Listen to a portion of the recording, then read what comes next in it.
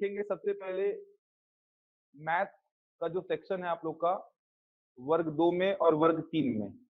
कहने का मतलब आपका जो शिक्षक का होगा और सहायक शिक्षक का होगा, उसमें जो गणित का सिलेबस है उसको देखेंगे। मैं आप लोग को पूरा गणित कवर करूंगा, जितना भी लिखा हुआ है सहायक शिक्षक में और शिक्षक में, पूरा का पूरा गणित मैं कवर करूंगा आप लोग का। देखेंगे क्या सिलेबस है, किस प्रकार से आगे बढ़ेंगे, सारी बातों पर चर्चा करेंगे। चलिए एकदम क्लियर है सब ऑडियो और वीडियो। चलिए सबसे पहले देखते हैं सिलेबस क्या है, किस प्रकार से आगे बढ़ना है। तो आप लोग को मैं ये बता देना चाहता हूं कि सहायक शिक्षक और शिक्षक के लिए आपका जो भी सिलेबस है, जो भी सिलेबस जारी किया व्यापम ने, वो कंप्लीट करेंगे पूरा, सहायक शिक्षक के लिए और शिक्षक के लिए। कहने का मतलब वर्ग 3 और वर्ग 2 के लिए 3 क्लासेस चलेंगी आपकी, जिसमें एक आपकी होगी गणित की, एक होगी आपकी बाल विकास और शिक्षा शास्त्र की, और एक होगी आपकी हिंदी की। ये 3 क्लासेस चलेंगी अभी। और अभी मैं आपको सिलेबस दिखाऊंगा तो इन तीनों का ही वेटेज बहुत बड़ा है। अभी जो जून में एग्जाम हुआ था उसमें क्या परिवर्तन हुआ है, पहले किस प्रकार के पेपर आते थे, अभी क्या परिवर्तन देखने को मिला है, उस पर भी बातचीत करेंगे।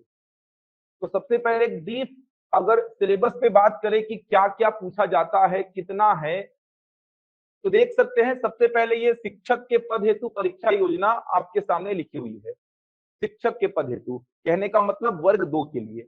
तो एक ही पेपर आपको देना होगा, एक ही पेपर होगा। देख सकते हैं एक पेपर होगा, प्रत्येक प्रश्न होगा 1 अंक का, मतलब कुल 150 अंक का ये पेपर होगा। ये बात कर रहा हूं मैं वर्ग 2 के लिए, ये लिखा हुआ देखिए शिक्षक के पद हेतु परीक्षा योजना। तो बात कर रहा हूं मैं वर्ग 2 मतलब शिक्षक के लिए। तो एक ही पेपर होगा, प्रत्येक प्रश्न होगा 1 अंक का, 150 प्रश्न पूछे जाएंगे, प्रत्येक प्रश्न 1 अंक का होगा, मतलब कुल 150 नंबर का पेपर होगा ये। सही उत्तर के लिए आपको 1 नंबर मिलेगा और गलत उत्तर के लिए आपका 0.25 माइनस हो जाएगा, ये भी ध्यान रखना है। सही उत्तर के लिए 1 नंबर मिलेगा और गलत के लिए 0.25 आपका माइनस हो जाएगा। कहां से कितने प्रश्न पूछे जाएंगे देख लीजिए, कहां से कितने प्रश्न आपको देखने को मिलेंगे। तो सबसे पहला जो भाग है यह बाल विकास और शिक्षा शास्त्र का पहला भाग देख सकते हैं। देखिए पहला जो भाग है बाल विकास और शिक्षा शास्त्र का है, पहला भाग सीडीपी जिसको बोलते हैं। तो पहला भाग बाल विकास और शिक्षा शास्त्र का है, जहां से 30 प्रश्न पूछे जाएंगे, प्रत्येक प्रश्न 1 अंक का होगा, मतलब कुल 30 अंकों का ये भाग होगा आपका, भाग 1। दूसरा जो भाग है सामान्य हिंदी लिखा हुआ है, जहां से कुल 25 प्रश्न पूछे जाएंगे, 25 अंकों के होंगे। इस बार का पेपर अगर आपने जून में दिया होगा या देखा होगा तो आपको समझ में आया होगा। अगर आप इसका सिलेबस देखते हैं तो आपको सामान्य हिंदी वाले सिलेबस में पेडागोजी भी दिखाई देगा, हिंदी का शिक्षण शास्त्र बोलते हैं जिसको। लेकिन इस बार एक भी प्रश्न वहां से देखने को नहीं मिला था। जनरली आप देखेंगे सामान्य हिंदी का जो डिटेल्ड सिलेबस है उसमें हिंदी का शिक्षण शास्त्र भी है, कहने का मतलब हिंदी का पेडागोजी। लेकिन इस बार 25 के 25 प्रश्न पूरे के पूरे सामान्य हिंदी वाले सेक्शन से पूछे गए थे, हिंदी के पेडागोजी से एक भी प्रश्न आपको देखने को नहीं मिला था जनरली, लेकिन ऐसा होता नहीं है। लेकिन इस बार आप देखेंगे तो 25 के 25 प्रश्न आपको हिंदी के सामान्य हिंदी वाले सेक्शन से मिले थे, पेडागोजी का एक भी प्रश्न आपको देखने को नहीं मिला था। इसके बाद अगला देखेंगे आप सामान्य अंग्रेजी। सामान्य अंग्रेजी का 25 प्रश्न 25 अंकों का होगा, यहां से भी एक भी प्रश्न पेडागोजी का नहीं पूछा गया था। जबकि सिलेबस आप देखेंगे तो सामान्य हिंदी में हिंदी का पेडागोजी है, सामान्य अंग्रेजी में अंग्रेजी का पेडागोजी है। लेकिन इस बार एक भी प्रश्न आपको हिंदी के पेडागोजी से, अंग्रेजी के पेडागोजी से देखने को नहीं मिले। आगे बढ़ेंगे तो गणित और विज्ञान है, भाग 4 में गणित और विज्ञान, जहां से 30 प्रश्न पूछे जाएंगे 30 अंकों के, जिसमें गणित के 15 प्रश्न बनते हैं और विज्ञान के 15 प्रश्न बनते हैं। गणित का सिलेबस बताऊंगा अभी मैं, जिसमें पेडागोजी लिखा है, गणित का शिक्षण शास्त्र। लेकिन वापस से यहां पर भी एक भी प्रश्न आपको पेडागोजी से देखने को नहीं मिला, ऐसा नहीं होता था, इसी बार हुआ है ऐसा। नेक्स्ट आप देखेंगे सामाजिक अध्ययन। सामाजिक अध्ययन का 20 प्रश्न पूछा जाएगा, 20 अंकों का। अब सामाजिक अध्ययन अपने आप में बहुत बड़ा सेक्शन है। सामाजिक अध्ययन में आप देखेंगे तो सामाजिक अध्ययन में आपको छत्तीसगढ़ का सेक्शन भी कवर करना है थोड़ा सा, भारत का इतिहास भी है, भारत का भूगोल भी है, भारत का संविधान भी है, भारत की अर्थव्यवस्था भी है। समझ आ रहा है, बहुत सारा है। मतलब ये जीएस वाला सेक्शन है पूरा का पूरा। ये जो सामाजिक अध्ययन है ये जीएस का सेक्शन ही है। इसमें आपको छत्तीसगढ़ का भी जीएस मिलेगा और भारत का भी जीएस इसमें आपको मिलेगा। यहाँ से 20 प्रश्न पूछे जाएंगे 20 अंकों के। अगला जो भाग है कंप्यूटर संबंधी सामान्य ज्ञान, यहाँ से 10 प्रश्न पूछे जाएंगे 10 अंकों के। और अगला जो भाग है अंतिम भाग सामान्य ज्ञान का है, जहां से 10 प्रश्न पूछे जाएंगे 10 अंकों के। यहाँ पे जो सामान्य ज्ञान लिखा हुआ है, इस सामान्य ज्ञान को आप देखेंगे तो इस सामान्य ज्ञान में वही सब पूछेगा, छत्तीसगढ़ का सामान्य अध्ययन और भारत का सामान्य अध्ययन। ये दोनों सेक्शन आप देख सकते हैं, भाग 5 जो है और भाग 7 जो है, ये दोनों ही सेक्शन जीएस का सेक्शन है। भाग 5 को देखेंगे और भाग 7 को देखेंगे तो दोनों ही सेक्शन जो है ये जीएस का सेक्शन होगा। ध्यान रखिएगा, ये शिक्षक के पद हेतु परीक्षा योजना है। मतलब वर्ग 2 का जो पेपर होगा उसमें कहां कहां से कितने प्रश्न आएंगे उनकी बातचीत चल रही है। तो पेडागोजी का जो प्रश्न आपको दिखाई दिया था इस साल जून में, वो केवल भाग 1 ही था बस। और भाग 1 तो साफ साफ लिखा हुआ है, बाल विकास और शिक्षा शास्त्र मतलब सीडीपी का ये भाग है। यहाँ से 30 प्रश्न बने थे 30 अंकों के। बाकी जितने भी भाग हैं आप देखेंगे तो भाग 2 में पेडागोजी भी है, भाग 3 में भी पेडागोजी है। मतलब हिंदी का शिक्षण शास्त्र, अंग्रेजी का शिक्षण शास्त्र, गणित का शिक्षण शास्त्र, लेकिन एक भी प्रश्न नहीं पूछा था। प्योर हिंदी के ही प्रश्न थे, प्योर इंग्लिश के ही प्रश्न थे और प्योर गणित के न्यूमेरिकल प्रॉब्लम थे। तो पेडागोजी के भरोसे बहुत सारे बच्चे बैठे थे कि पेडागोजी के प्रश्न आएंगे तो गणित का आधा सेक्शन तो पेडागोजी का पूछता है, उसको बना लेंगे, लेकिन ऐसा हुआ नहीं। और ये तो शिक्षक है, सहायक शिक्षक में तो गणित के 30 प्रश्न पूछेगा वो, और 30 के 30 प्रश्न पूरे के पूरे न्यूमेरिकल प्रॉब्लम पूछ लिया था। तो एक बार एक ओवरव्यू बता रहा हूं आपको कहां से कितने प्रश्न पूछे जाएंगे। तो अगर मैं वर्ग 2 कहने का मतलब शिक्षक की बात करूं, जो शिक्षक का एग्जाम होने वाला है उसमें कुल 150 प्रश्न पूछे जाएंगे। प्रत्येक प्रश्न होगा 1 अंक का, मतलब 150 अंकों का पेपर होगा। देख सकते हैं सही उत्तर के लिए 1 नंबर मिलेगा और गलत के लिए 0.25 आपका माइनस हो जाएगा। कहां से कितने प्रश्न पूछे जाएंगे देख सकते हैं। सामाजिक अध्ययन वाला जो सेक्शन है, इस सेक्शन को अगर आप देखेंगे, ये सामाजिक अध्ययन और सामान्य ज्ञान दोनों में जीएसटी कवर करना है आपको। सामाजिक अध्ययन में थोड़ा सा समाज शास्त्र को पढ़ना पड़ता है, सोशियोलॉजी को। समाज क्या है, समझ आ रहा है, समूह क्या है, इस प्रकार की कुछ टॉपिक्स सामाजिक अध्ययन में शामिल है। बाकी देखा जाए तो सामाजिक अध्ययन और सामान्य ज्ञान दोनों में पूरा का पूरा जीएस को ही कवर करना है, पूरा जीएस। सामान्य ज्ञान 10 नंबर का है, लेकिन बहुत बड़ा है अपने आप में, क्योंकि आप सिलेबस देखेंगे तो सामान्य ज्ञान में पूरा का पूरा छत्तीसगढ़ का सामान्य ज्ञान मेंशन कर दिया है, भारत का सामान्य ज्ञान। अब भारत के सामान्य ज्ञान में भारत का इतिहास है, भारत का भूगोल है, भारत का संविधान है, भारत की अर्थव्यवस्था है, साहित्य, कला, संस्कृति, दर्शन है। इसके अलावा अगर देखेंगे तो सामान्य विज्ञान वाला पोर्शन भी है इसमें, जिसमें भौतिकी, रसायन, जीव विज्ञान, इसके अलावा पर्यावरण है, प्रौद्योगिकी है, करंट अफेयर का सेक्शन भी है। तो बहुत कुछ है। तो सामान्य ज्ञान अपने आप में दिख रहा है केवल ये सामान्य ज्ञान जैसा लिखा हुआ कि 10 प्रश्न है, लेकिन अपने आप में बहुत वृहद है। लेकिन आप देखेंगे इसका जो मैक्सिमम पोर्शन है इसके साथ क्या है, कॉमन है। ये फायदा मिलेगा आपको वर्ग 2 के एग्जाम में, ये फायदा मिलेगा। भाग 5 और भाग 7 का मैक्सिमम पोर्शन कॉमन चलेगा आपका। तो आप मोटे मोटे तौर पे ऐसा बोल सकते हैं कि भाग 5 और भाग 7 दोनों ही क्या है, जीएस का सेक्शन है। दोनों जीएस का सेक्शन है। मतलब शिक्षक के पद हेतु परीक्षा योजना में आप बोल सकते हैं जीएस का वेटेज कितने नंबर का है, 30 नंबर का है। आप ऐसा बोल सकते हैं। जीएस मतलब कंप्लीट जीएस, छत्तीसगढ़ का और इंडियन जीएस दोनों 30 नंबर का वेटेज आप बोल सकते हैं यहाँ पे। इसके अलावा और बड़े बड़े वेटेज में देखेंगे तो भाग 1 का अच्छा खासा वेटेज है, हिंदी इंग्लिश का भी बहुत अच्छा वेटेज है। गणित का 15 प्रश्न पूछेगा, आधा आधा बटता है, जैसा इस साल इससे पहले साल भी बटा है। गणित का 15 ही प्रश्न पूछेगा और विज्ञान का 15 पूछेगा। डिटेल्ड सिलेबस आपको गणित का बताऊंगा मैं, क्योंकि मैं गणित का पूरा सेक्शन कवर करूंगा, तो गणित का डिटेल्ड सिलेबस बताऊंगा, लेकिन एक ओवरव्यू दे रहा हूं आपको। सहायक शिक्षक की अगर बात करें तो सहायक शिक्षक का एक बार देख लीजिए क्या क्या आपको चेंजेस देखने को मिलेगा। एक बार समझ लीजिए, बातचीत करेंगे, लगातार ऐसे कमेंट आते रहेंगे तो मैं देख नहीं पाऊंगा, क्योंकि बहुत सारे लोग ऐड हैं। तो एक बार बातचीत कर लेंगे आराम से। पहले आप लोग थोड़ा सिलेबस को देख लीजिए, जिनको जानकारी है उनके लिए भी बोल रहा हूँ, थोड़ा सा देख लीजिए इस साल का पेपर में क्या क्या चेंजेस आया है वो भी बता रहा हूँ मैं आपको। बहुत लोग जुड़े हुए हैं, ऐसे लाइन से कमेंट करेंगे तो देख नहीं पाऊंगा मैं। सारी बातें करेंगे, जो भी आपके डाउट्स होंगे, जो भी बातचीत होगी, कैसे पढ़ाएंगे, दोनों को कॉमन लेके चलेंगे, बहुत सारी बातें हैं, एक बार आराम से देख लीजिए। सहायक शिक्षक की अगर मैं बात करूं, सहायक शिक्षक बोलने का मतलब वर्ग 3। अब सहायक शिक्षक में भी एक ही पेपर होगा, 150 प्रश्न पूछे जाएंगे, प्रत्येक प्रश्न होगा 1 अंक का, मतलब कुल 150 अंक का पेपर होगा। यहां पर भी सही उत्तर के लिए 1 नंबर मिलेगा और गलत उत्तर के लिए 0.25 नंबर माइनस होगा। यहां पर भी वही काम होने वाला है।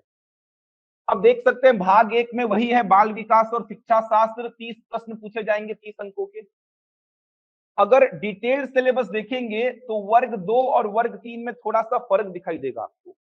वर्ग 2 में और वर्ग 3 में फर्क दिखाई देगा। आप देख सकते हैं यहां पर भी आप देखेंगे तो वही लिखा हुआ है, बाल विकास और शिक्षा शास्त्र 30 प्रश्न 30 अंकों का, और यहां पर भी आप देखेंगे तो वही लिखा हुआ है, बाल विकास और शिक्षा शास्त्र 30 प्रश्न 30 अंक। लेकिन डिटेल्ड सिलेबस देखेंगे तो वर्ग 2 में हर सेक्शन का थोड़ा थोड़ा सिलेबस को ऐड कर दिया है। वर्ग 2 में मतलब शिक्षक में अगर आप देखेंगे तो बाल विकास और शिक्षा शास्त्र का डिटेल्ड सिलेबस थोड़ा सा ज्यादा है, जबकि सहायक शिक्षक में थोड़ा सा कम है। तो वर्ग 2 में हर सेक्शन का थोड़ा थोड़ा सिलेबस को बढ़ाया है। गणित की भी बात करूंगा, वर्ग 2 में बढ़ाया है, जबकि वर्ग 2 में 15 ही प्रश्न है गणित के, वर्ग 3 में 30 प्रश्न है, लेकिन सिलेबस ज्यादा है वर्ग 2 में। दिखाऊंगा अभी मैं केवल एक ब्रीफ जानकारी आपको दे रहा हूं कि कौन कौन से विषय को यहाँ पर शामिल किया गया है। तो भाग 1 देख सकते हैं वही है, भाग 2 भी वही है, सामान्य हिंदी 25 प्रश्न 25 अंक का। सामान्य हिंदी में यहाँ पर भी हिंदी का पेडागोजी है, लेकिन एक भी प्रश्न देखने को नहीं मिला इस साल। सामान्य अंग्रेजी वही है, देखिए 25 प्रश्न 25 अंकों का। यहाँ पे केवल गणित है, वहां पे गणित और विज्ञान मिलाकर 30 प्रश्न था, यहाँ पर केवल गणित का 30 प्रश्न है 30 अंकों का। यही इस बार बहुत बड़ा जो निर्णायक भूमिका निभाया था, क्योंकि मैक्सिमम जो बच्चे थे उन्होंने सोचा था सहायक शिक्षक में गणित का 30 प्रश्नों में से 10 से 12 प्रश्न तो पेडागोजी का आएगा, 10 से 12 प्रश्न। और जनरली पेडागोजी का जो प्रश्न होता है रिपीट होता है। तो उनको लगा था कि 10 से 12 प्रश्न आएगा गणित का शिक्षण शास्त्र, गणित का पेडागोजी का, लेकिन एक भी प्रश्न नहीं आया, एक भी नहीं आया। और प्रश्नों का लेवल भी अच्छा खासा था, ऐसा नहीं कि बहुत आसान प्रश्न थे। पेडागोजी का एक भी प्रश्न नहीं आया, पूरे के पूरे प्रश्न जो थे 30 के 30 प्रश्न गणित के न्यूमेरिकल प्रॉब्लम थे। तो ये बहुत दिक्कत कर दिया था। जो 10-12 प्रश्न सोच के गए थे कि पेडागोजी का आएगा, 10-12 सेकंड में एक प्रश्न आसानी से डील होगा, उनके लिए बहुत दिक्कतें आ गई थी, क्योंकि 30 के 30 प्रश्न न्यूमेरिकल प्रॉब्लम आ गए थे और अच्छे प्रश्न थे, अच्छे लेवल के प्रश्न थे। तो ध्यान रखिएगा, आपको पूरा कवर करना पड़ेगा, प्रिपेयर करना पड़ेगा पूरा। यहाँ पे चेंजेस देखने को मिलेगा, पर्यावरण अध्ययन का 20 प्रश्न 20 अंकों का, जबकि वर्ग 2 में आपने देखा था यहाँ पर क्या था, सामाजिक अध्ययन, लेकिन यहाँ पर क्लियर लिख दिया है पर्यावरण अध्ययन। अब पर्यावरण अध्ययन देखेंगे तो इसमें भी पर्यावरण का पेडागोजी है, लेकिन प्रश्न एक भी देखने को नहीं मिला। कहने का मतलब इस साल जो पेपर हुआ है, केवल भाग 1 जो है ये पेडागोजी वाला भाग है, देखा जाए तो यहीं से पूछा है बस, बाकी किसी भी भाग से पेडागोजी का कोई प्रश्न नहीं बना है। ये वही भाग है, 10 प्रश्न 10 अंकों का, कंप्यूटर संबंधी सामान्य ज्ञान और सामान्य ज्ञान 10 प्रश्न 10 अंकों का। तो वर्ग 2 से कैसे चेंज आपको दिखाई दे रहा है, तो वर्ग 2 से कैसे चेंज है इसमें, पहला चेंज ये है, भाग 4 में केवल गणित है और भाग 5 में पर्यावरण अध्ययन, जबकि शिक्षक में आपने देखा था भाग 4 में गणित और विज्ञान था और भाग 5 में सामाजिक अध्ययन था। बाकी लगभग हर विषय क्या है, कॉमन है, सेम हर विषय। थोड़ा सा चेंजेस आ रहा है, और मैंने आपको बताया कि जो सामाजिक अध्ययन आप यहाँ पर देख रहे हैं, ये सामाजिक अध्ययन एक्चुअल में जीएस है, मतलब सामान्य ज्ञान बोलो या सामाजिक अध्ययन बोलो एक ही है। आपको पूरा छत्तीसगढ़ कंप्लीट कराएंगे हम, भारत का इतिहास पूरा कंप्लीट कराएंगे, तो कहीं ना कहीं सामान्य ज्ञान पूरा का पूरा आपका कंप्लीट हम कराएंगे, तो वहां पे आपका सामाजिक अध्ययन पूरा का पूरा कंप्लीट हो जाएगा। एक दो टॉपिक थोड़े से समाज शास्त्र के ऐड किया है बस, बाकी पूरा आप सिलेबस देखेंगे तो ये दोनों कॉमन है, तो एकदम कॉमन सिलेबस है, एक डीप नॉलेज आपको होना चाहिए कि कौन कौन से विषय आपको पढ़ने हैं, किनका वेटेज कितना है, ये भी आपको समझ में आना चाहिए। यहां तक किसी का कोई प्रश्न है तो पूछिए। चलिए, यहां तक किसी का कुछ प्रश्न है ऑनलाइन में तो पूछेंगे भाई। मैथ का 15 प्रश्न पेडागोजी का आता है, लेकिन इस बार एक भी प्रश्न नहीं आया था। वही समझा रहा हूं, आपको पूरा प्रिपेयर करना पड़ेगा, आपको पूरा प्रिपेयर करना पड़ेगा। आपको भरोसा बिल्कुल नहीं है कहां से प्रश्न आएगा, कहां से नहीं आएगा।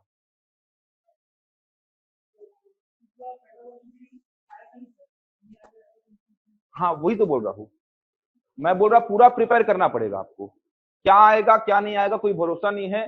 सिलेबस में जो भी है वो पूरा कंप्लीट आपको कराएंगे। मैथ्स का पेडागोजी भी पढ़ाएंगे, हिंदी का पेडागोजी भी पढ़ाएंगे, इंग्लिश का पेडागोजी भी पढ़ाएंगे, पर्यावरण का पेडागोजी भी पढ़ाएंगे। जो पुराने बैचेस थे उसमें भी हमने पढ़ाया है। इवन मैराथन क्लासेस जो हम लेकर आए थे उसमें भी हमने पेडागोजी के क्वेश्चंस को शामिल किया था, लेकिन अब पूछा नहीं। और उससे पहले 2019 का पेपर उठा के देखिए, 12-13 प्रश्न पूछा था। सहायक शिक्षक में 12 से 13 प्रश्न केवल पेडागोजी का था। सीजी टेट का पेपर उठा के देख लीजिए, पेडागोजी पूछता है।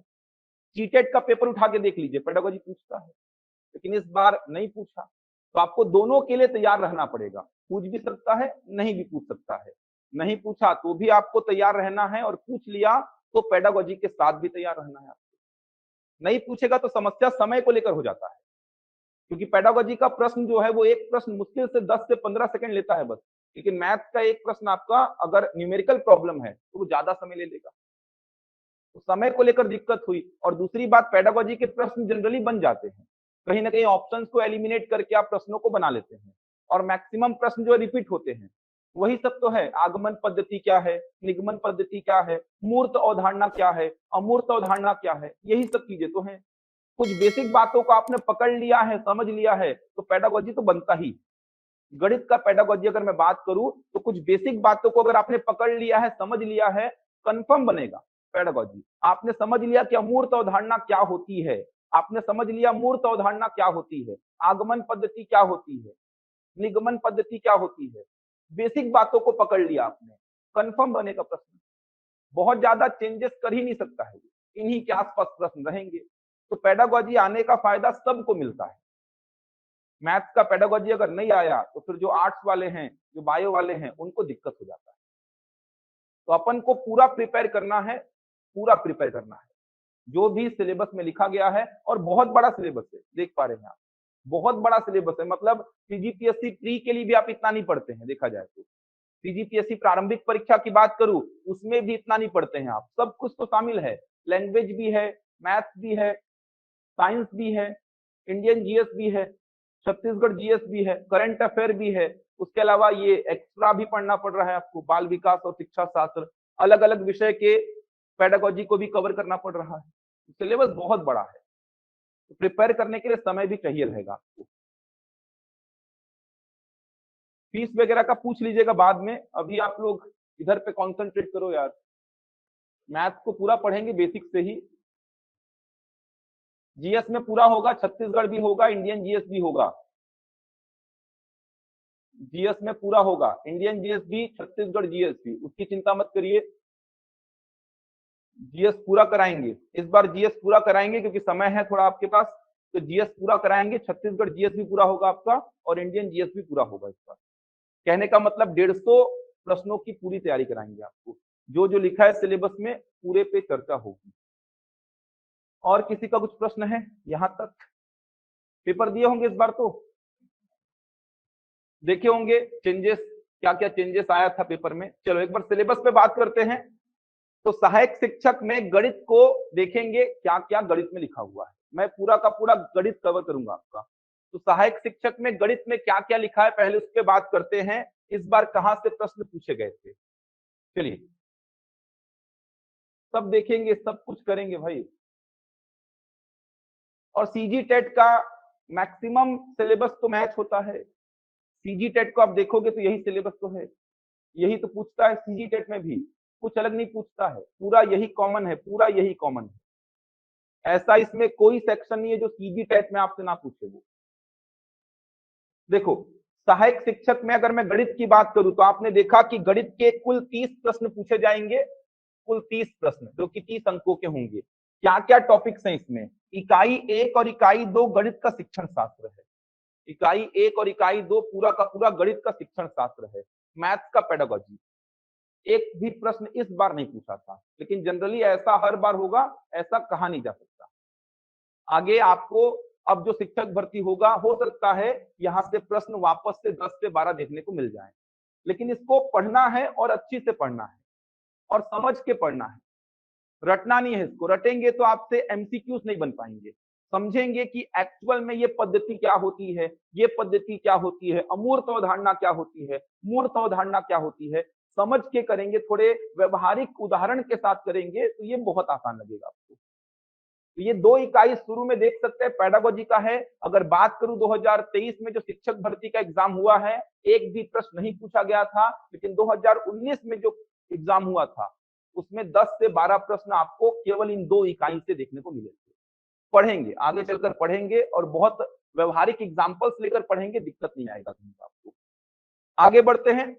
इकाई 3, इकाई 3 में आप देख सकते हैं दशमलव प्रणाली, इसमें मीट्रिक प्रणाली, लंबाई, क्षेत्रफल, आयतन, द्रव्यमान, समय के माप। देखा जाए तो ये जो इकाई है, ये पूरा का पूरा 3.1 जो लिखा है, ये पूरा का पूरा जो है ये यूनिट कन्वर्जन को लेकर है। यूनिट कन्वर्जन, यहाँ पर ये मत सोचना कि सर ये क्षेत्रफल और आयतन वाला चैप्टर है, इनकी यूनिट्स की बात कर रहा है। जैसे लंबाई की जो इकाई होती है, जो यूनिट होती है, मीटर हो गया, किलोमीटर हो गया, समझ आ रहा है? इनमें क्या संबंध होता है, कैसे कन्वर्ट करेंगे, इन चीजों पर यहाँ पर पढ़ेंगे आप। क्षेत्रफल का यूनिट क्या होता है, समझ आ रहा है? जैसे मीटर स्क्वायर बोलते हैं आप, सेंटीमीटर स्क्वायर बोलते हैं, एकड़ में बोलते हैं, हेक्टेयर में बोलते हैं, क्षेत्रफल को बोलते हैं आप। उन यूनिट्स को देखना है, उनमें क्या संबंध है उनको देखना है आपको। फॉर्मूलों का क्या यूनिट बनेगा, तो ये पूरा का पूरा यूनिट कन्वर्जन का चैप्टर है। एक भी प्रश्न इस साल नहीं पूछा था, इस साल। इसके बाद आगे बढ़ेंगे संख्याएं। संख्याएं में पूर्ण संख्या है, सम संख्या है, विषम संख्या है, अभाज्य संख्या है, विभाज्य संख्या है। कहने का मतलब संख्याएं पूरी की पूरी आपको कवर करनी होंगी, और बिना संख्या के तो कभी मैथ स्टार्ट होता भी नहीं है। मैथ्स को, गणित को स्टार्ट करने का सबसे बेसिक चैप्टर जो है वो है संख्या पद्धति, नंबर सिस्टम, सबसे पहला चैप्टर। एक प्रश्न यहां से पूछा भी गया था इस साल, देखे होंगे प्रश्न जो आया था, जो जानवरों का पैर सिर वाला जो प्रश्न आया था, वो जनरली संख्याओं से ही रिलेटेड होता है। देखेंगे, पढ़ेंगे आगे चलकर। अगला देख सकते हैं भिन्न चैप्टर है, साधारण भिन्न और दशमलव भिन्न। व्यापम का पसंदीदा चैप्टर है, यहीं पर वो बार वाले प्रश्न बनते हैं। ये देखिए, इस प्रकार के प्रश्न आपने देखे होंगे, इस प्रकार का डेटा आपने देखा होगा, 0.346767 के ऊपर बार लगा है। कहने का मतलब इस प्रकार के प्रश्न व्यापम हमेशा भिन्न चैप्टर से पूछता आया है।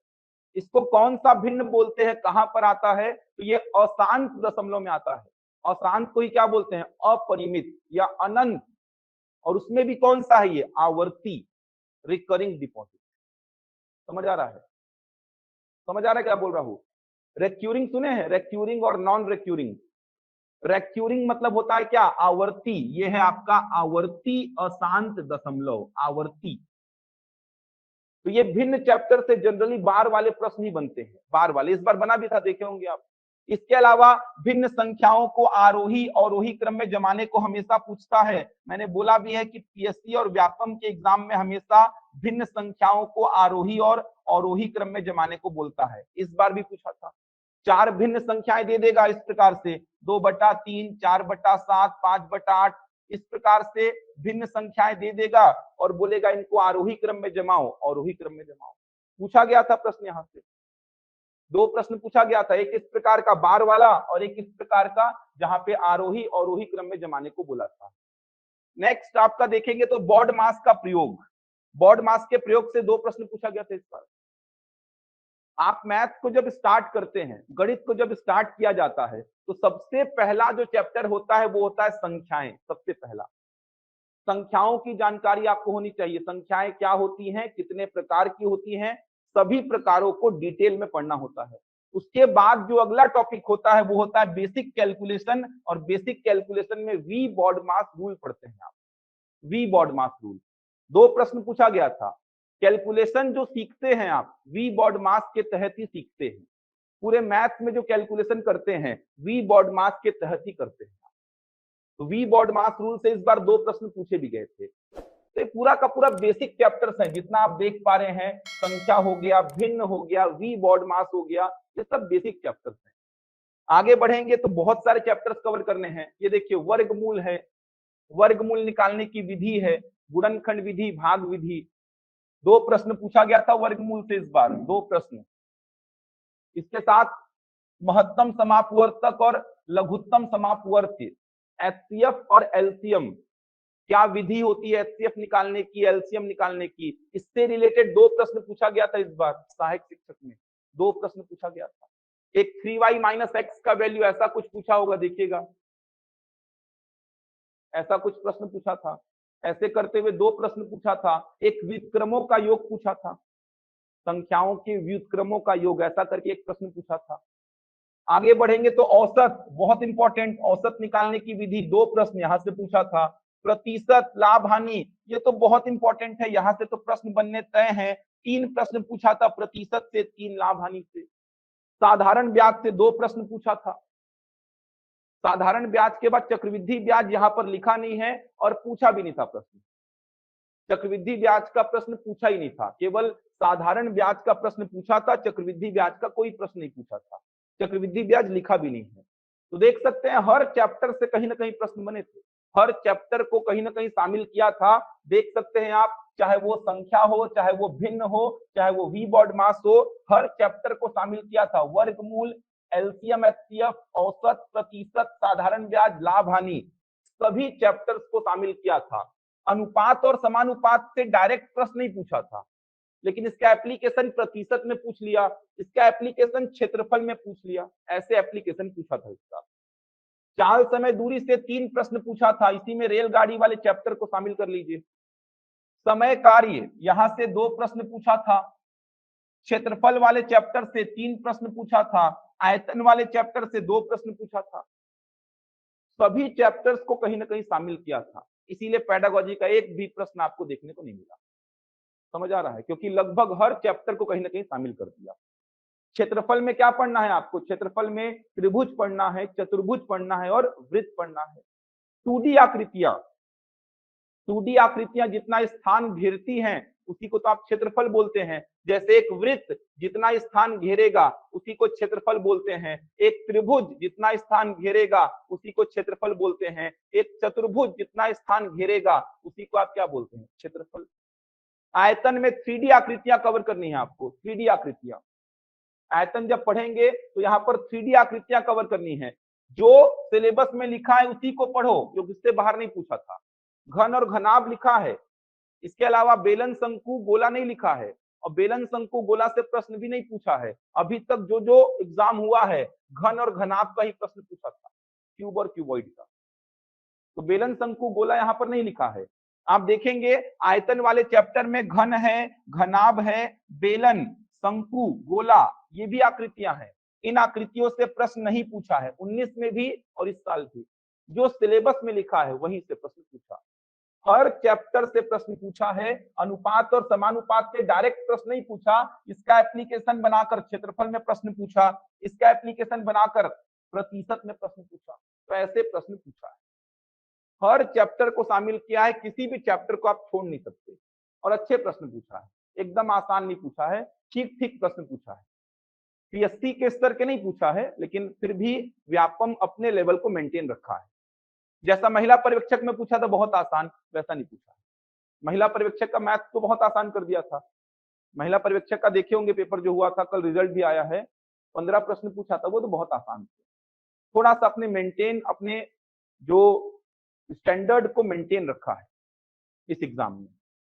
तो हर चैप्टर से पूछा, इसको छोड़ दिया है, एक भी प्रश्न नहीं पूछा। लेकिन पढ़ेंगे इसको, क्योंकि पूछता है तो 10-12 प्रश्न पूछता है। 19 में पूछा था 12-13 प्रश्न, सीधे सीधे 12-13 प्रश्न पूछा था 19 में। 2019 में जो शिक्षक भर्ती हुआ था, तो छोड़ नहीं सकते, इसी के भरोसे बैठ भी नहीं सकते, वो भी समस्या है। इस बार इसके भरोसे बैठे थे सब, 12-13 प्रश्न पूछेगा और निपट गए, 30 के 30 पूछ दिया।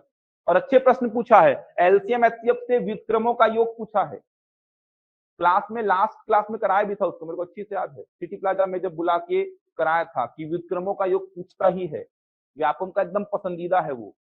3y माइनस एक्स का जो वैल्यू पूछा था, ये व्यापम का रिपीटेड प्रश्न है एलसीएम एचसीएफ का, हमेशा पूछता है इसको।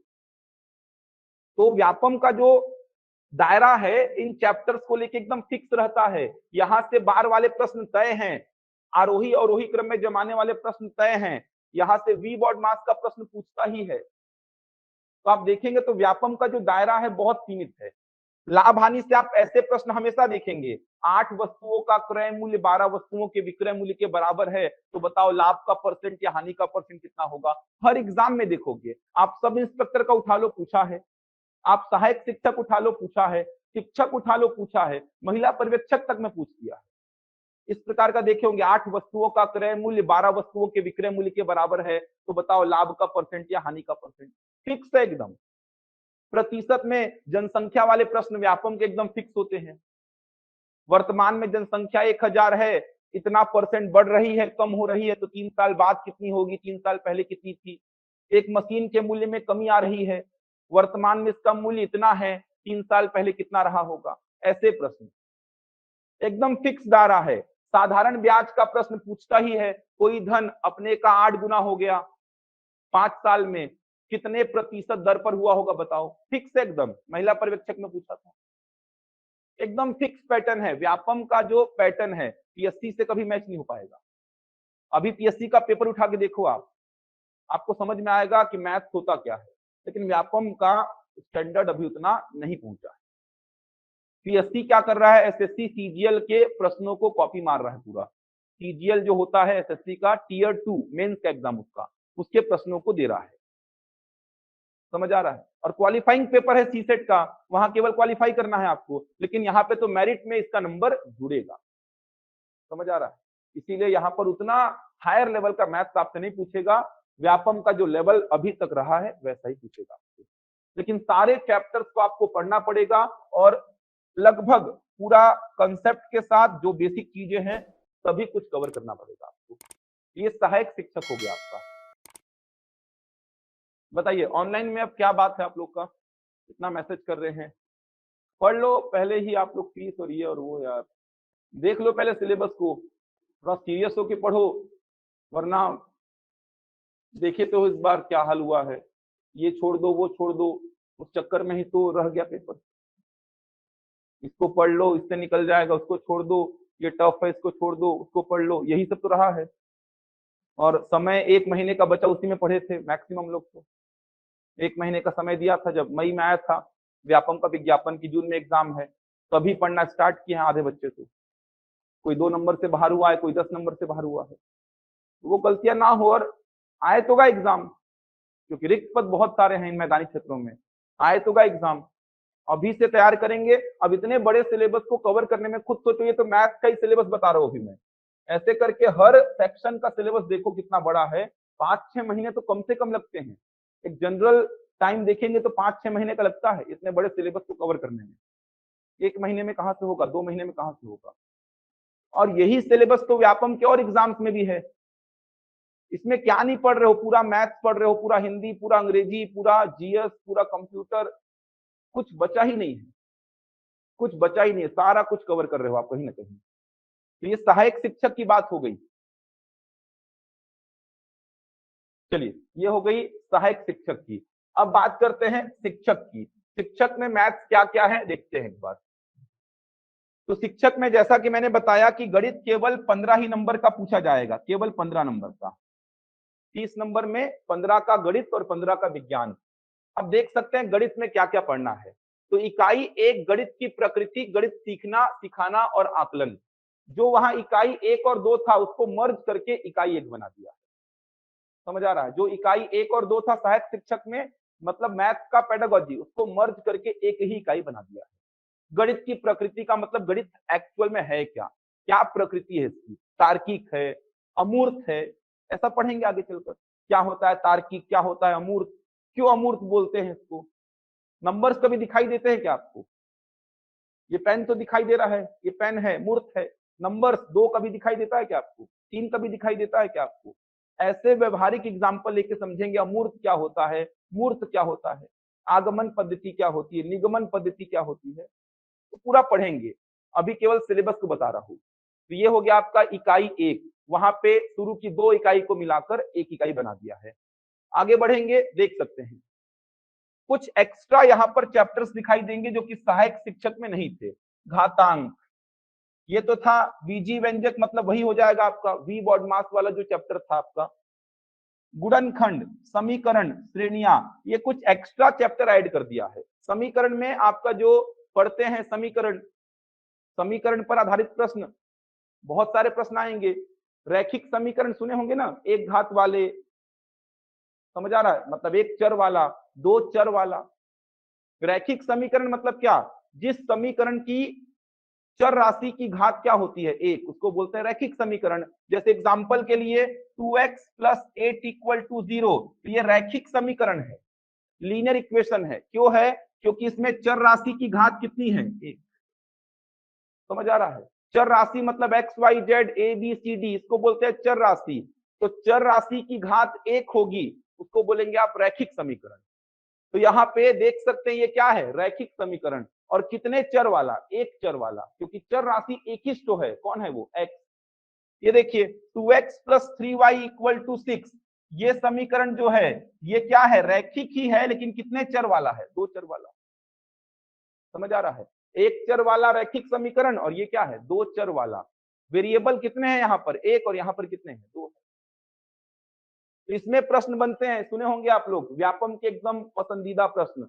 दो समीकरण दे देगा, बोलेगा दोनों समीकरणों का केवल एक ही हल है, अनंत हल है, कोई हल नहीं है। दो समीकरण का ग्राफ अगर ऐसा बनेगा, ये देखिए, ग्राफ अगर ऐसा बनेगा मतलब कितना हल है, एक। ग्राफ अगर ऐसा बनेगा मतलब कोई हल नहीं है। ग्राफ अगर एक के ऊपर एक ऐसा ओवरलैप हो गया, अनंत हल है। तो कब ऐसा बनता है, कब ऐसा बनता है, कब ऐसा बनता है, उसके लिए कंडीशंस पढ़ते हैं आप। वो वाले प्रश्न आपको देखने को मिलेंगे यहाँ पर समीकरण में। एक घातीय समीकरण बोलने का मतलब क्या हो जाएगा, रैखिक समीकरण। जैसे ये समीकरण लिख दूंगा मैं, तो ये क्या है, वर्ग समीकरण। ये देखिए, ये क्या है, वर्ग समीकरण। क्योंकि चर राशि की घात कितनी है इसमें, दो। चर राशि की घात एक होगी तो रैखिक, और दो होगी तो वर्ग समीकरण, क्वाड्रेटिक इक्वेशन बोलते हैं इसको। तो यहाँ पर बात कर रहा है एक घातीय समीकरण की, चर राशि की घात कितनी होनी चाहिए। इसके प्रश्न बनते हैं, एक हल है, अनंत हल है, कोई हल नहीं है, ऐसे प्रश्न बनते हैं। ये एक्स्ट्रा चैप्टर कुछ ऐड किया, श्रेणियां, समांतर श्रेणी और गुणोत्तर श्रेणी पढ़ना पड़ेगा, जो कि सहायक शिक्षक में नहीं था। इस साल एक प्रश्न पूछा भी गया था, यहाँ से समीकरण से एक प्रश्न पूछा गया था, घातांक से एक प्रश्न पूछा गया था, 15 में से एक, यहाँ से एक, यहाँ से एक, यहाँ से पूछा गया था। आगे बढ़ेंगे तो और बहुत सारे चैप्टर्स हैं। ये देखिए, ब्याज में यहाँ पर सरल ब्याज के साथ साथ चक्रवृद्धि ब्याज को भी ऐड कर दिया है। वहां पे चक्रवृद्धि ब्याज नहीं था, यहाँ पे आ गया है। लाभ हानि है, प्रतिशत तो होगा ही, लाभ हानि है, ये देखिए प्रतिशत है, अनुपात समानुपात है, समय दूरी है, सारे चैप्टर्स आ गए, कोई चैप्टर छूटा नहीं है। रेखा और कोण भी आ गया है, यहां से एक प्रश्न पूछा भी था, रेखा और कोण से। रेखा और कोण से ऐसा एक प्रश्न देखे होंगे आप लोग, ये देखिए इस प्रकार का, ये एंगल दिया था कुछ, ये एंगल दिया था, ये एंगल दिया था, तीनों का टोटल कितना करना था आपको, 180, वहां से x निकल जाता। रेखा और कोण से पढ़ते हैं आप, अलग अलग प्रकार की रेखाएं, अलग अलग प्रकार के कोण। इसके बाद समतलीय आकृतियां, त्रिभुज, त्रिभुजों की सर्वांग समता, यहां से एक प्रश्न पूछा था। चतुर्भुज तथा वृत्त, वृत्त के कुछ थ्योरम्स पढ़ने हैं यहाँ पर आपको, एक प्रश्न यहां से पूछा था।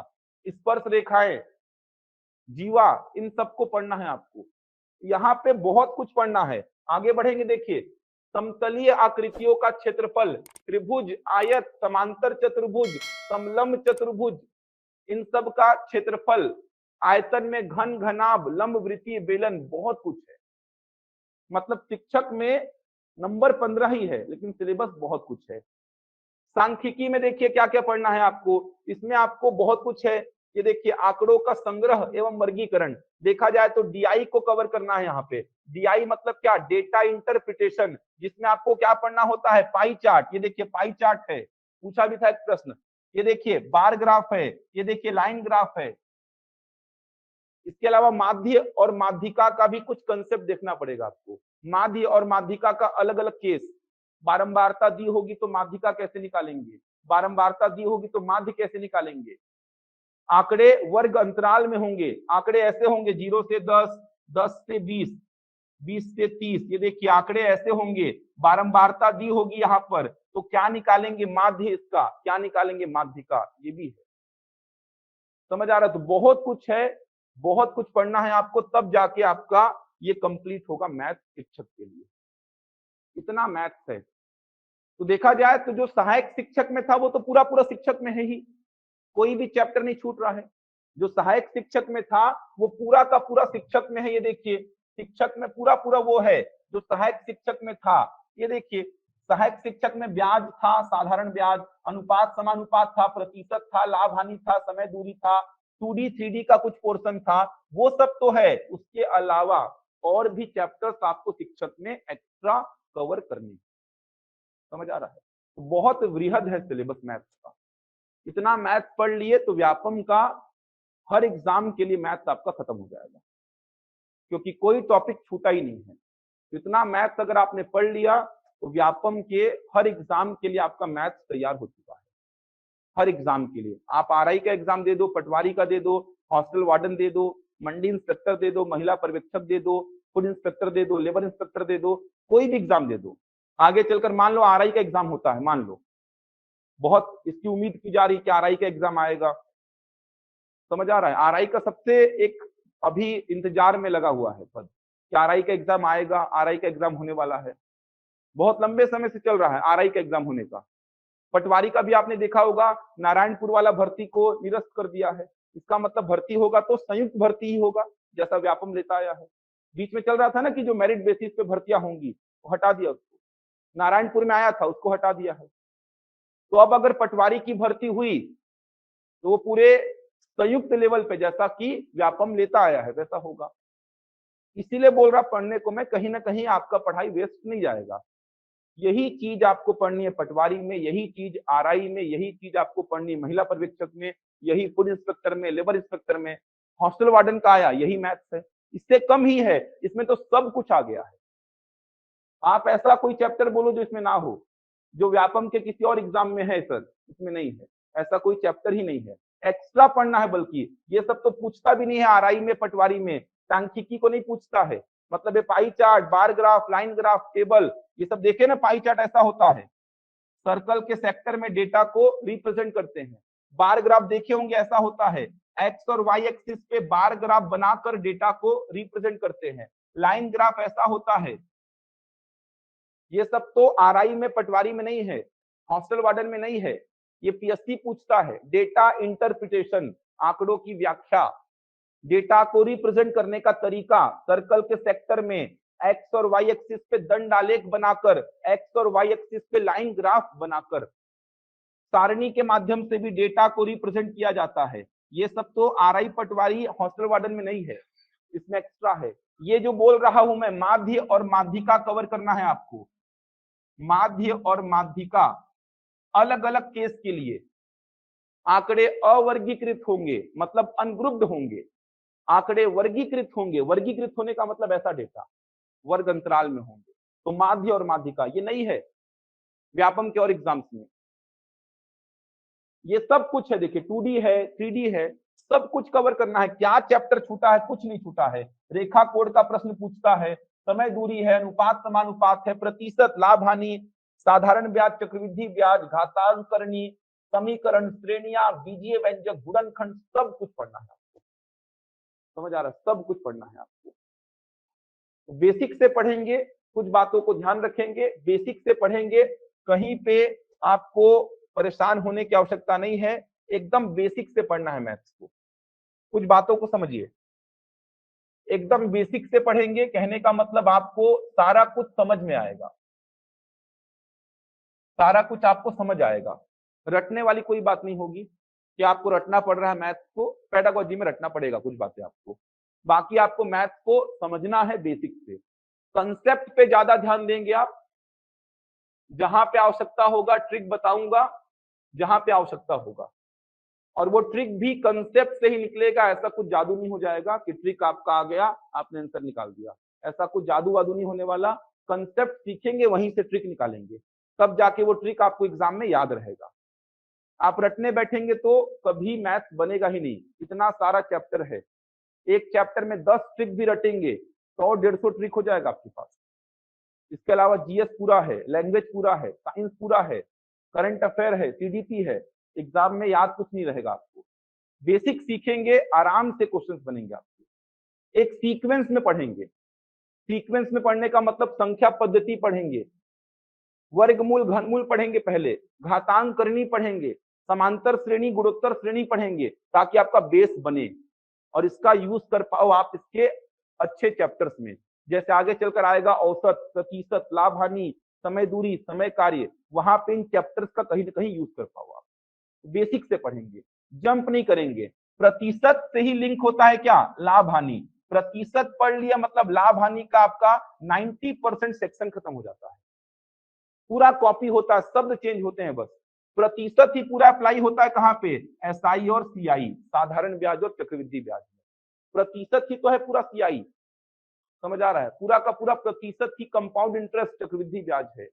तो सीक्वेंस में चलना है आपको, एक जंप नहीं मारना है। प्रॉपर नोट्स बनाइए, ये नोट्स आपको व्यापम के किसी भी एग्जाम में बहुत हेल्प कर देगा। और अभी तक जितने एग्जाम्स हुए हैं, चाहे शिक्षक भर्ती के जो बच्चे पढ़े हों, चाहे महिला पर्यवेक्षक के पढ़े हों, चाहे सब इंस्पेक्टर के पढ़े हों, व्यापम का हर एक प्रश्न आपको क्लास नोट से मिल जाएगा। हर एक प्रश्न, मैं 2-3 प्रश्नों की बात नहीं कर रहा हूं, हर एक प्रश्न बोल रहा हूं कि क्लास नोट से मिल जाएगा, डेटा चेंज रहेगा बस। केवल क्लास नोट्स को भी आप पढ़ पढ़ के जाएंगे तो भी व्यापम के सारे प्रश्नों को लगा के आ जाएंगे आप। कोई भी एग्जाम उठा लो और क्लास आपने पूरी की है तो अपने नोट से मैच कर लो, सब कुछ मिल जाएगा आपको। तो कुछ बातों का ध्यान रखेंगे, रेगुलर आएंगे। अगर नहीं आ पा रहे हैं रेगुलर तो कम से कम रिकॉर्डेड देख के आओ, घर में बैठ के लाइव देख के आओ। मतलब आज अगर आए हो, इससे पहले वाला लेक्चर कम से कम आपको अच्छी से पता होना चाहिए, कहीं पे दिक्कत नहीं होने वाली है। चलिए अब बताइए ऑनलाइन में क्या क्या प्रश्न है आप लोग के, फटाफट बताइए।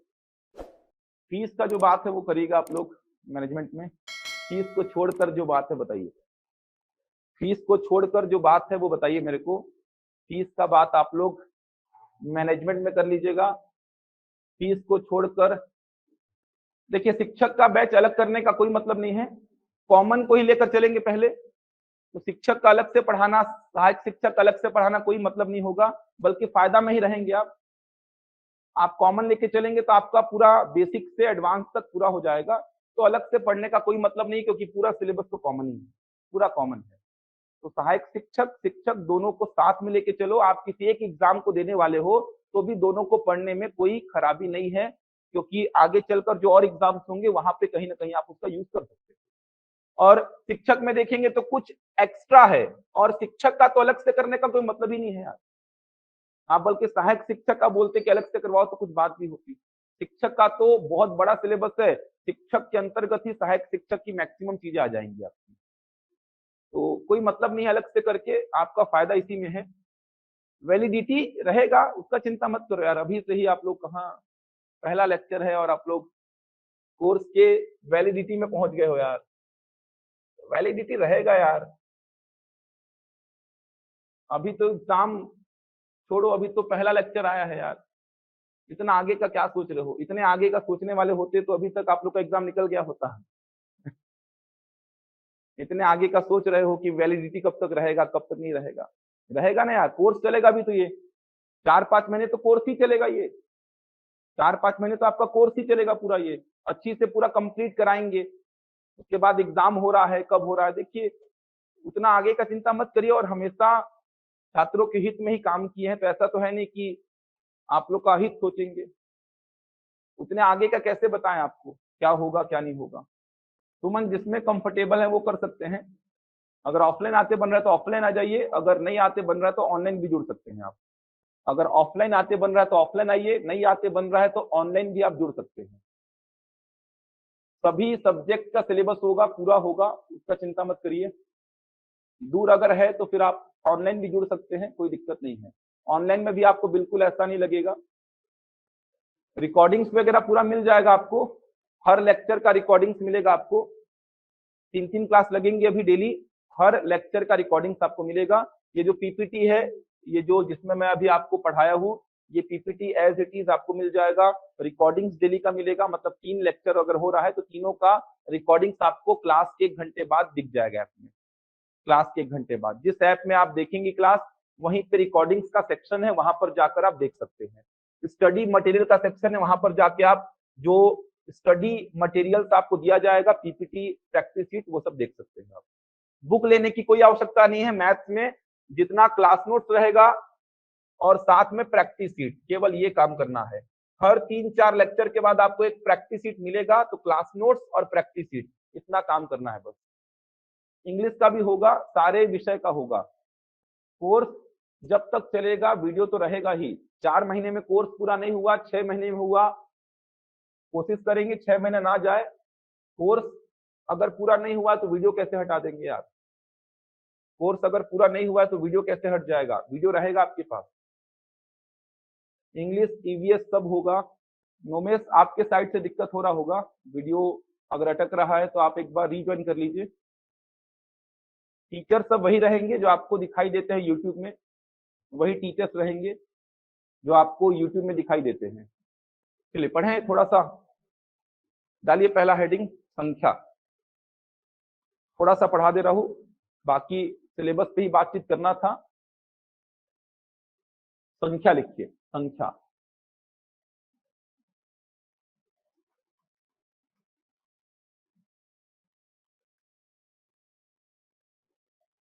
मेन यहाँ पर जो प्रश्न बनेगा संख्या के प्रकार को लेकर बनेगा, स्टेटमेंट वाले प्रश्न बनते हैं यहाँ पे। और खासकर जब पेडागोजी पढ़ेंगे आप, मैथ का पेडागोजी, तो वहां पे संख्याओं के जब मैं उदाहरण दूंगा तो आपको पता होना चाहिए। जैसे मैं बोलूंगा आपको अभाज्य संख्या, तो आपके दिमाग में तुरंत आना चाहिए अभाज्य संख्या क्या होती है। क्योंकि जब मैथ का पेडागोजी पढ़ेंगे, गणित का शिक्षण शास्त्र पढ़ेंगे, तो वहां पे कहीं ना कहीं आपको संख्याओं के एग्जाम्पल्स देखने को मिलेंगे। मैं बोलूंगा सम संख्या, तो आपके दिमाग में तुरंत आना चाहिए सम संख्या क्या होती है, अभाज्य संख्या क्या होती है, विभाज्य संख्या क्या होती है, परिमेय संख्या क्या होती है। तो जब पेडागोजी पढ़ेंगे, शिक्षण शास्त्र, तो वहां पे संख्याओं का उदाहरण मैं लूंगा। एकदम बहुत सारे प्रश्नों में आप देखेंगे संख्याओं का उदाहरण लूंगा मैं, तो वहां पे संख्याएं पता होनी चाहिए। इसके अलावा औसत पढ़ेंगे, तो औसत में संख्याओं का एप्लीकेशन है पूरा। जैसे मैं बोला प्रथम 40 पूर्ण संख्याओं का औसत बताओ, तो आपको पता होना चाहिए पूर्ण संख्याएं क्या होती है, कहां से आरंभ होती है। मैं बोला प्रथम 40 प्राकृत संख्याओं का औसत बताओ, तो आपको पता होना चाहिए प्राकृत संख्याएं क्या होती है, कहां से आरंभ होती है। तो संख्याएं पता होनी ही चाहिए।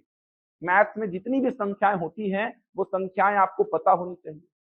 उन पे स्टेटमेंट वाले प्रश्न बनते हैं, जैसे निम्न में से कौन सा कथन सही नहीं है, बोल देगा प्रत्येक पूर्ण संख्या पूर्णांक होती है, प्रत्येक वास्तविक संख्या परिमेय होती है, प्रत्येक प्राकृत संख्या पूर्णांक होती है, प्रत्येक अपरिमेय संख्या वास्तविक होती है। ऐसे स्टेटमेंट दे देगा और बोलेगा कौन सा स्टेटमेंट सही है, कौन सा गलत है। 4 संख्याएं दे देगा, बोलेगा इन चारों में से कौन सी अभाज्य है, कौन सी परिमेय है, कौन सी अपरिमेय है। ऐसे करके स्टेटमेंट वाले भी प्रश्न बनते हैं। और अभाज्य संख्या के तो बहुत प्रश्न बने हैं, व्यापम बहुत सारे प्रश्न अभाज्य संख्या के पूछ चुका है। तो सबसे पहला और बेसिक जो है वो है संख्या। तो लिखेंगे संख्या क्या होती है सबसे पहले। आज के बचे हुए 2 सब्जेक्ट आपके होंगे टीडीपी और हिंदी। तो संख्या लिखिए क्या होती है। लिखिए संख्याएं वे गणितीय वस्तुएं होती हैं, संख्याएं वे गणितीय वस्तुएं होती हैं, गणितीय वस्तुएं होती हैं, संख्याएं वे गणितीय वस्तुएं होती हैं जिनका उपयोग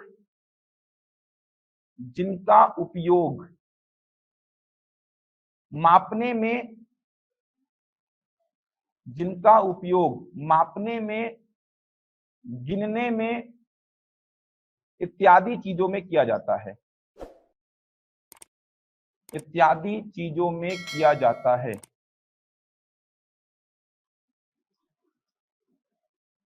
जिनका उपयोग मापने में, गिनने में इत्यादि चीजों में किया जाता है। सिंपल सी परिभाषा है, ये पेडागोजी में भी काम आएगी, गणित के शिक्षण शास्त्र में भी काम आएगी संख्या की परिभाषा।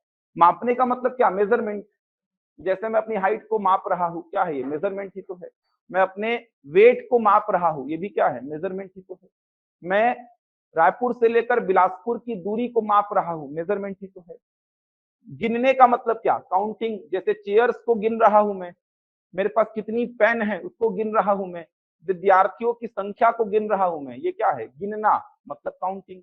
इन सब में किसका यूज करते हैं आप? संख्या का। इसके अलावा और भी बहुत यूज है संख्या का। तो एक सिंपल सी परिभाषा आपने क्या बोला?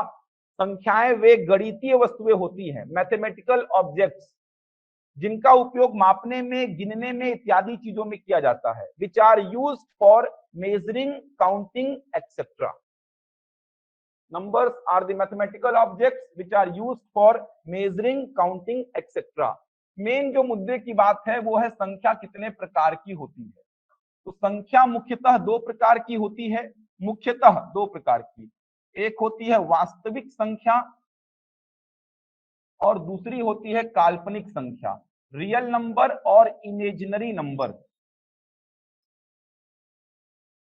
संख्या मुख्यतः दो प्रकार की, वास्तविक संख्या और काल्पनिक संख्या, रियल नंबर और इमेजिनरी नंबर। रियल नंबर और इमेजिनरी नंबर। और भी होती है, एक होती है इन दोनों का मिला जुला रूप, लेकिन मुख्यतः दो प्रकार की, वास्तविक और काल्पनिक। काल्पनिक आपके सिलेबस में नहीं है, आपने देखा जब आपको सिलेबस में दिखाया था, ये देखिए सिलेबस जब दिखाया था, इसमें देख सकते हैं पूर्ण है, विषम है, अभाज्य है, विभाज्य है। कहने का मतलब जो संख्याएं आपके सिलेबस में है वो सारी की सारी क्या है? वास्तविक। इवन व्यापम का कोई भी एग्जाम उठा लो, पीएससी का कोई भी एग्जाम उठा लो, काल्पनिक संख्या कहीं पे नहीं है, काल्पनिक संख्या कहीं पे नहीं है। फिर भी काल्पनिक संख्या का मतलब क्या होता है? काल्पनिक संख्या मतलब क्या? जो केवल कल्पना में हो, इमेजिनेशन में हो, जिसका रियल लाइफ में कोई यूज ना हो, कोई उपयोग ना हो। कैसे पहचानते हैं इसको? वर्गमूल के अंदर अगर ऋणात्मक रूप में कोई संख्या है, ये देखिए वर्गमूल के अंदर अगर ऋणात्मक रूप में कोई संख्या है, इनको बोलते हैं क्या? काल्पनिक संख्या। समझ आ रहा है? वर्गमूल के अंदर अगर ऋणात्मक रूप में कोई संख्या दिखाई दे रही है तो इन संख्याओं को आप क्या बोलते हैं? काल्पनिक संख्या बोलते हैं। वर्गमूल -2, वर्गमूल -3, वर्गमूल -4, ये संख्याएं हैं काल्पनिक संख्या। समझ आ रहा है? इसके अलावा आपने आई के बारे में पढ़ा होगा। आई का मतलब होता है आयोटा, इमेजिनरी नंबर। इसको स्क्वायर रूट -1 के फॉर्म में शो करते हैं, ये आपने 9th में पढ़ा होगा कहीं ना कहीं। आई का मतलब आयोटा, इमेजिनरी नंबर। वर्गमूल -1 लिखते हैं इसको, वर्गमूल -1। आई का वैल्यू वर्गमूल -1 होता है। अब ध्यान दो यहाँ पर, वर्गमूल -2 को मैं लिख सकता हूँ क्या? ऐसा वर्गमूल 2 गुणा वर्गमूल -1 लिख सकता हूँ। आगे चलकर वर्गमूल का चैप्टर में आप पढ़ेंगे कि वर्गमूल m और वर्गमूल n का गुणा करने पर क्या बनता है? वर्गमूल m गुणा n बनता है। तो वैसे ही वर्गमूल 2 और वर्गमूल -1 का गुणा करने पर क्या बनेगा? वर्गमूल -2। अब इसको वर्गमूल 2 लिखा और इसको मैं क्या लिख दिया? आई। कहने का मतलब काल्पनिक संख्या या तो ऐसी दिखाई देंगी या तो आई के रूप में दिखाई देंगी। जैसे वर्गमूल -3 को मैं क्या लिख सकता हूं? वर्गमूल 3 गुणा वर्गमूल -1। वर्गमूल 3 को वर्गमूल 3 लिख दिया और वर्गमूल -1 का मान क्या हो गया? आई। समझ आ रहा है? काल्पनिक संख्या का मतलब जो केवल कल्पना में हो, जिनका रियल लाइफ में कोई उपयोग ना हो। कैसे पहचानेंगे कैसी दिखाई देती हैं? तो वर्गमूल के अंदर ऋणात्मक रूप में जो संख्याएं होती हैं उनको बोलते हैं काल्पनिक संख्या, या फिर आई के रूप में जो होती हैं, जहां आई को बोलते हैं आयोटा, इमेजिनरी नंबर, जिसका वैल्यू होता है वर्गमूल -1। लेकिन आपके सिलेबस में कहीं पे दिखाई नहीं देंगे आपको, वर्गमूल के अंदर कहीं पे भी नेगेटिव वैल्यू नहीं आने वाली है। समझ आ रहा है? अब काल्पनिक को छोड़कर जितनी भी संख्याएं हैं वो सब की सब क्या है? वास्तविक। वास्तविक संख्या दो प्रकार की होती है, एक होती है परिमेय संख्या, परिमेय संख्या, और दूसरी होती है अपरिमेय संख्या, रैशनल नंबर और इरैशनल नंबर। परिमेय संख्या और अपरिमेय संख्या, रैशनल और इरैशनल। तो वास्तविक संख्या की परिभाषा क्या बना सकते हो? सुन लो बस, लिखवाऊंगा कल। परिमेय संख्या और अपरिमेय संख्या संयुक्त रूप से क्या कहलाएगी? वास्तविक। परिमेय और अपरिमेय संयुक्त रूप से क्या कहलाएगी? वास्तविक। कल पढ़ाऊंगा डिटेल में परिभाषा, अभी केवल क्लासिफिकेशन लिख रहा हूं मैं। परिमेय संख्या 3 प्रकार की होती है। एक होती है प्राकृत संख्या, जिसको बोलते हैं क्या है? Natural number. दूसरी होती है पूर्ण संख्या, जिसको क्या बोलते हैं? Whole number. और तीसरी होती है पूर्णांक संख्या, जिसको बोलते हैं इंटीजर्स। प्राकृत संख्या, नेचुरल नंबर, पूर्ण संख्या होल नंबर और पूर्णांक संख्या मतलब इंटीजर्स। पूर्णांक संख्या 3 प्रकार की होती है। एक होती है ऋणात्मक, ऋणात्मक का मतलब नेगेटिव। दूसरी होती है शून्य, शून्य का मतलब होता है जीरो। और तीसरी होती है धनात्मक, धनात्मक का मतलब होता है पॉजिटिव। जबकि प्राकृत संख्या जो है ये 2 प्रकार की होगी, सम प्राकृत और विषम प्राकृत। प्राकृत संख्या 2 प्रकार की, एक होती है सम प्राकृत संख्या इवन नेचुरल नंबर, और दूसरी होती है विषम प्राकृत संख्या, इसको बोलते हैं ऑड नेचुरल नंबर। ये संख्या का क्लासिफिकेशन लिखा हुआ है, संख्या का क्लासिफिकेशन देख सकते हैं लिखा हुआ है। ये ऑनलाइन वाले के लिए टेस्ट का प्रावधान मिल जाएगा आपको, ऐप में ही टेस्ट होगा। क्लास टेस्ट जो फैकल्टीज लेंगे ऐप में ही होगा, वो सब कुछ होगा, चिंता बिल्कुल मत करिए। संख्या का क्लासिफिकेशन लिखा हुआ है। सबसे पहले संख्या की परिभाषा पढ़ी आपने, उसके बाद संख्या 2 प्रकार की, वास्तविक और काल्पनिक। काल्पनिक आपके सिलेबस में नहीं है, फिर भी आपने समझा वर्गमूल के अंदर ऋणात्मक रूप में या आई के रूप में जो संख्या होगी उसको बोलेंगे काल्पनिक, जहां पे आई का वैल्यू वर्गमूल -1। काल्पनिक को छोड़कर सारी संख्याएं वास्तविक, परिमेय और अपरिमेय 2 प्रकार की होती है वास्तविक संख्या। परिमेय 3 प्रकार की, प्राकृत, पूर्ण और पूर्णांक। पूर्णांक 3 प्रकार की, ऋणात्मक, शून्य और धनात्मक। जबकि प्राकृत संख्या 2 प्रकार की, सम और विषम। सम प्राकृत मतलब सम, विषम प्राकृत मतलब विषम। और भी संख्याएं होती है, एक होती है भाज्य संख्या, जिसको बोलते हैं कंपोजिट नंबर। एक होती है अभाज्य संख्या, इसको बोलते हैं प्राइम नंबर। सारी संख्याओं को कल लिखवाऊंगा, इनमें स्टेटमेंट वाले प्रश्न भी कल कराऊंगा आपको। क्वेश्चंस टाइप्ड रहेंगे पहले से, क्योंकि बहुत लिखना पड़ेगा तो टाइप्ड रहेंगे क्वेश्चंस, स्टेटमेंट वाले क्वेश्चंस रहेंगे। पीपीटी आपको मिलेगा, डेली का पीपीटी मिलेगा आपको, रिकॉर्डिंग्स मिलेगा, पीपीटी मिलेगा डेली का आपको, प्रैक्टिस शीट्स वगैरह भी आपको ग्रुप बना दिया जाएगा। ऑनलाइन वालों की बात कर रहा हूँ, ग्रुप बना दिया जाएगा व्हाट्सएप में, पीडीएफ के फॉर्मेट में आपको दे दिया जाएगा प्रैक्टिस शीट, और जो मटेरियल बाकी फैकल्टीज प्रोवाइड करेंगे, और आप लोग को तो हार्ड कॉपी मिलेगा यहाँ पे। कल लिखवाऊंगा एक एक संख्या को डिटेल में, बहुत सारी नई नई बातें आपको देखने को मिलेंगी। कुछ स्टेटमेंट वाले प्रश्न भी कराऊंगा संख्या पे ही, तो कल कराऊंगा उनको। आज केवल सिलेबस बताना था मेरे को। बिल्कुल देख सकते हैं सुमन, रिकॉर्डिंग्स मिलेगी। सह अभाज्य संख्या पढ़ाऊंगा, ये एक्चुअल में आएगा आपका एलसीएम वाले चैप्टर में। को प्राइम नंबर होता है, 2 संख्याओं का ऐसा जोड़ा जिनका एचसीएफ 1 हो जाए। अब एचसीएफ आएगा यहाँ पर, इसीलिए इसको यहाँ नहीं बता रहा हूँ। 2 संख्याओं का ऐसा जोड़ा जिनका एचसीएफ 1 हो जाए, वो आएगा एलसीएम और एचसीएफ वाले चैप्टर में। यहीं से तो प्रश्न आया भी था इस बार। यहां तक क्लियर है?